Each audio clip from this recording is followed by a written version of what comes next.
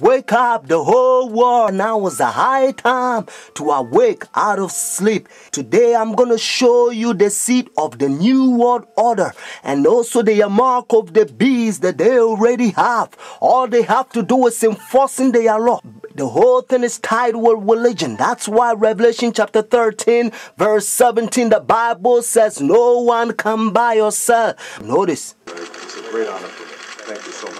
Friends, I'm going to give you a little history and then I will tell you the power behind the scene, the New World Order. Constantine was the one who united the church and stayed together. Notice, during Dark Ages, pagan Rome, when he marched them to Tiber River, they said they was baptized. So when they came to the church, there was idol statue worshippers. So when they brought their statues in Roman Catholic Church, they start naming them Christian name, Jupiter and all this thing. They call them Peter and Rosary and all this paganism that they brought to Roman Catholic Church.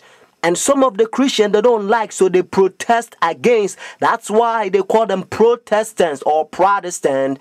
So they set up their Jesuit order during 1500. The reason they set their Jesuit order is to destroy the Christians that they protest against their paganism. They also infiltrate the state to control the whole world. The Jesuits, they created Masons, and now they got Skull and Bones, Illuminatis, all them secret societies, friends. And what else? Obama and all them powers, they all belongs to secret societies. I love everybody. I don't have a choice if I want to go to heaven, but I got to tell you the truth because the whole thing is tied with Bible. The church and state is going to unite in the last days and they will bring the mark of the beast that the Bible says. So notice, You came from circumference Amsterdam. I did, your old country. Yes. And it was successful. Successful, we have some decisions. It's not so easy in this place. The Iraq War has been another foreign policy challenge, beginning with John Paul's papacy. Other foreign policy priorities for Benedict include pushing for peace in the Holy Land and decrying rising secularism in Europe. Also been quietly working to establish relations, something that was not possible during the last papacy, largely because of John Paul's role in the fall of communism in Poland. The Chinese obviously didn't want John Paul II running around China doing the same thing. Pope Benedict is not that kind of a threat to China. Most of the time, in places around the world, Vatican diplomats work outside the spotlight, where experts say they often have an advantage. Some question how much government leaders of today truly listen to what the Pope has to say. And that, observers say, is a moral authority that can't be measured by economic strength or military divisions. A moral authority Benedict hopes to draw upon when meeting with U.S. officials and speaking before the United Nations. I'm Kim Lawton in Washington. Now we can see a new world coming into view. A world in which there is a very real prospect of a new world order. Pope Benedict XVI is calling for a new world financial order. A document entitled Charity and Truth was released just hours before the G8 summit. friends, the Jesuit order, they also infiltrate every religion, especially Sunday churches. That's why Revelation chapter 17 called this power whore. Notice, the mother of harlot. Jesus Christ is the one who died for the whole world, and he's drawn everybody to himself. But this power, they don't want you to go to Jesus Christ. They want you to go to them and confess your sin to them. So notice what Revelation chapter 18 says. And they also infiltrate the kings, presidents. So notice, and he cried mightily with a strong voice, saying, Babylon the great is fallen, and is fallen, and is become the habitation of devils, and the whore of every foul spirit, and the cage of every unclean and hateful bird. For all nations have drunk of the wine of her fornications. And notice, and the kings of the earth have committed fornication with her. Friends, now I'm going to tell you their mark. Notice this power, the mark of the beast. Because notice, if the Bible says the mark of the beast, means this power has a mark. The beast is a language that God is using for this power. And they themselves, they says in their own book, the book of Catechism, the old version, notice, they says Sunday worship is their mark of authority. The new version, they don't use the word authority, but at least, thank God, they still admit it. Even the new version of Catechism, they still says they changed the Sabbath from Saturday to Sunday. Friends, the mark of the beast is not worldly speculations that sometimes you hear. Some people says, well, it's computer chip. Unfortunately, you don't find in the Bible. And some people says, it's 666. But according to Revelation 13 verse 18, actually 666 help you to find the beast. What I mean is to identify the beast. But the Bible says the mark. The reason why I repeat and I kind of stretch it because I don't want you to miss it. It's a deception.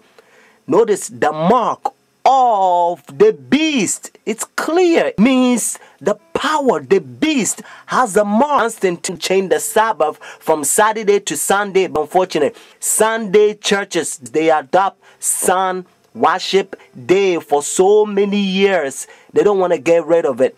But actually, it's a pagan sun worship day, Sunday worship. Look, even the spellings, you'll find out. Matter of fact, if you look at your calendar, Sunday is always begin as the first day of the week.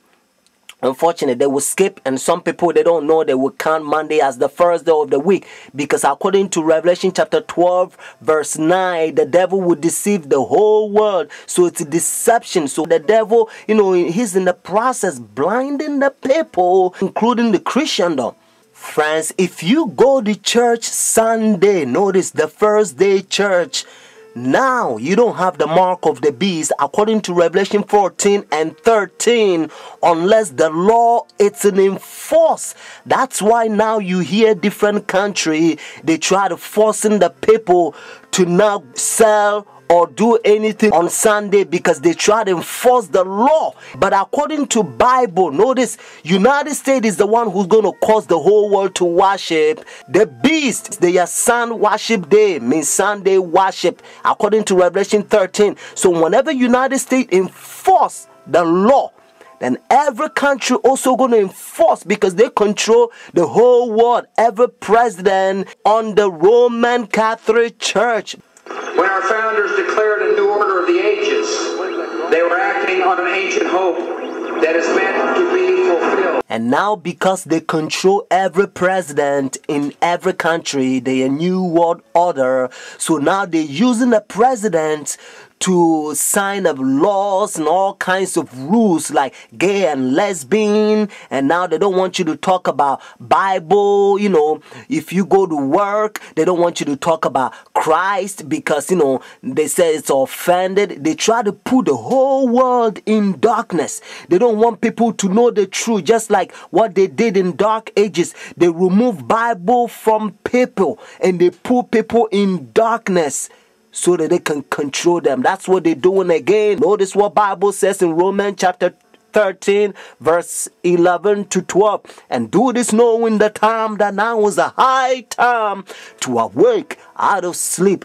Now our salvation is nearer than when we first believed. The night is far spent, the day is at hand. Therefore let us cast off the work of darkness and let us put on the armor of light. The time you have spent to study Bible a year, now you have to do it a couple months. It's time to pray more and talk less. Friends, Jesus Christ is coming for the church without spot or wrinkle. Watch this.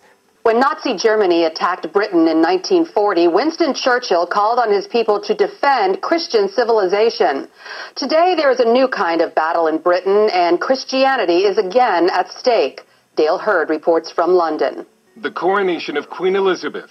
Like British monarchs before her, she promised to maintain the laws of God and the true profession of the gospel. But Britain today is at war with the gospel and with itself. Christians who try to be Christians in the workplace risk being demoted or fired, and the government continues to push an aggressive gay rights agenda while threatening to criminalize Christian speech and practice.